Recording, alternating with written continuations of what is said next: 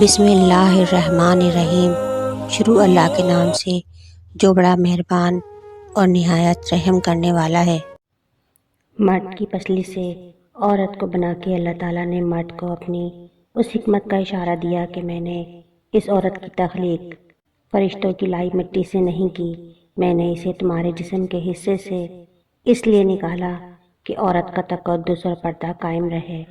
فرشتوں کو بھی خبر نہ ہونے پائی کہ زمین کی لائی ہوئی کس مٹی سے عورت کی تخلیق ہوئی، یعنی عورت کے تقدس کی حد تو دیکھیے کہ فرشتوں سے بھی اس کی بناوٹ کا پردہ لازمی قرار دیا گیا، اور پہلی عورت اس مرد کی پسلی سے نکلی جس کی وہ منکوحہ کہلائی۔ اب بات آتی ہے پسلی کی۔ عورت پسلی سے ہی کیوں نکلی؟ کیا ٹیڑھا پن وہیں سے ملا؟ نہیں، یہاں بھی حکمت سے خالی بات نہیں ہے۔ انسانی جسم میں دل اور بہت سے نازک حصے پسلی کے پیچھے چھپے ہوئے ہیں، یعنی پسلی ایک ڈھال ہے ان نازک حصے کے لیے۔ تو اللہ پاک نے عورت کو پسلی سے نکال کے یہ نہیں بتایا کہ عورت میں ٹیڑھا پن ہے، بلکہ اس عورت کو پسلی سے تخلیق کر کے یہ بات سمجھا دی کہ عورت وقت پڑنے پر ڈھال بھی بن سکتی ہے۔ حضور اقدس صلی اللہ علیہ وآلہ وسلم صحابہ کی محفل میں جلوہ فرماتے کہ ایک شخص حاضر ہوا اور عرض کرنے لگا، یا رسول اللہ صلی اللہ علیہ وآلہ وسلم، کوئی ایسا مومن بھی ہے جو جہنم میں رہے گا؟ حضور اکرم صلی اللہ علیہ وآلہ وسلم فرمانے لگے، ہاں، ایک شخص ایسا ہوگا جو جہنم کی گہرائی میں 1000 سال رہے گا اور مسلسل اونچی آواز میں پکارتا رہے گا، یا حنان یا منان۔ ایک دن اس قدر اونچی بلند آواز سے یا حنان یا منان کہے گا کہ حضرت جبرائیل امین علیہ السلام جہنم کے قریب سے گزرتے ہوئے اسے سن لیں گے۔ حضرت جبرائیل امین علیہ السلام حیران ہوں گے، یہ کیسی عجیب بات ہے کہ کوئی مسلسل یا حنان یا منان یا حنان یا منان پکار رہا ہے۔ حضرت جبرائیل علیہ السلام عرش کے سامنے حاضر ہوں گے اور سر سجدے میں رکھ کر اللہ سبحانہ تعالیٰ کی تسبیح بیان کریں گے۔ اللہ سبحانہ تعالیٰ فرمائے گا، اے جبرائیل امین علیہ السلام سر اٹھاؤ۔ جیسے ہی حضرت جبرائیل امین علیہ السلام سر اٹھائیں گے تو اللہ سبحانہ تعالیٰ فرمائے گا کہ بتاؤ جبرائیل علیہ السلام، کیا عجیب دیکھا آج تم نے؟ حضرت جبرائیل علیہ السلام عرض کریں گے، اے ہمارے رب، میں نے جہنم سے آتی ہوئی ایک آواز سنی ہے جو کہ گہرے گڑھے سے آ رہی ہے، کوئی پکار رہا ہے، یا حنان یا منان، یا حنان یا منان۔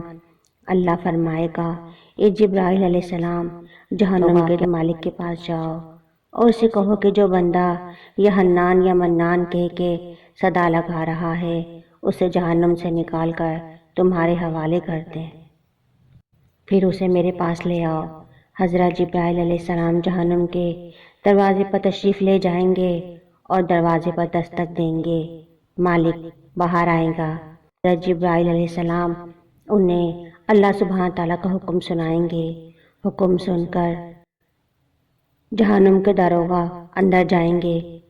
حضرت محمد مصطفیٰ صلی اللہ علیہ وآلہ وسلم نے فرمایا، جیسے ماں اپنے بچے کو پہچانتی ہے، مالک ایسے جہنم کو پہچانتے ہیں۔ اس کے باوجود آپ یا حنان یا منان کہنے والے شخص کو تلاش نہیں کر پائیں گے، باہر تشریف لائیں گے۔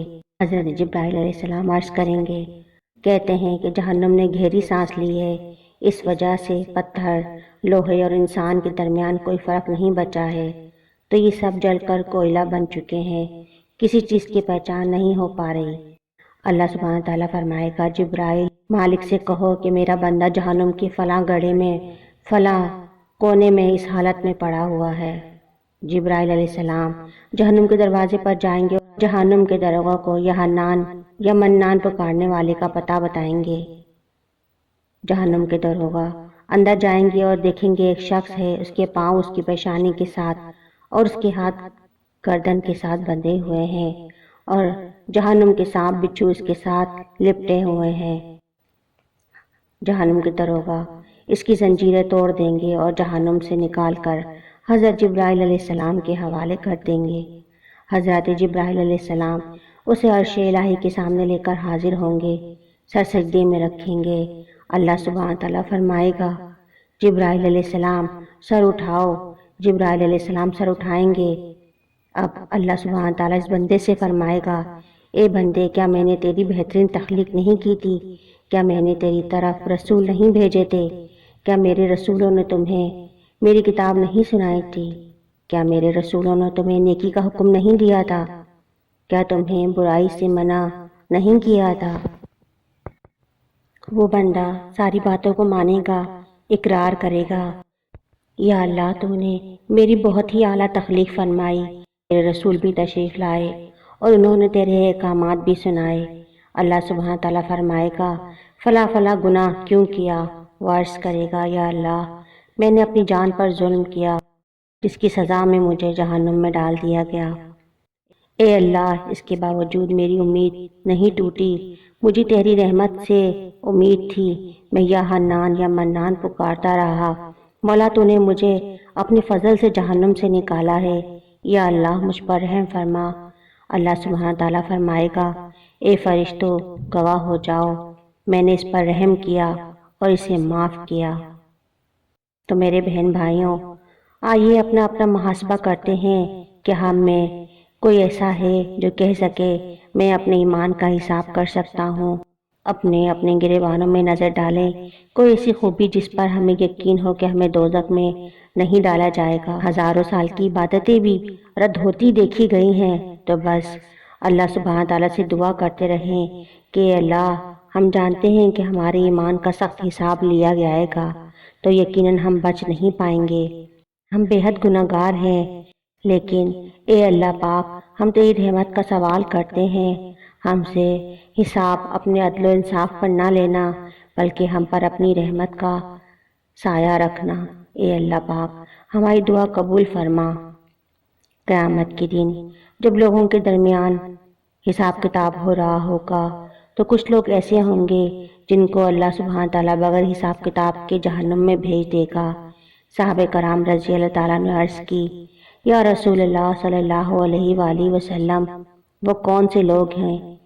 نبی کریم صلی اللہ علیہ وآلہ وسلم نے فرمایا ظالم حکمران، اور وہ تاجر جو جھوٹ بولتا ہو، وہ بوڑھا جو زنا کرتا ہو۔ نبی کریم صلی اللہ علیہ وآلہ وسلم نے فرمایا جس شخص میں 3 عادتیں پائی جائیں وہ جہنمی ہے، جو سننے سے پہلے ہی جواب دینا شروع کر دیتا ہے، بات کو سمجھنے سے پہلے ہی جھگڑا شروع کر دیتا ہے، علم نہ رکھنے کے باوجود فیصلے کر دیتا ہے۔ اللہ پاک ہم سب کو نیک عمل کرنے کی توفیق عطا فرمائے، آمین۔ امید ہے کہ آپ کو ہماری آج کی ویڈیو پسند آئی ہوگی۔ ویڈیو پسند آئی ہے تو اسے لائک کریں، شیئر کریں اور چینل کو سبسکرائب لازمی کریں۔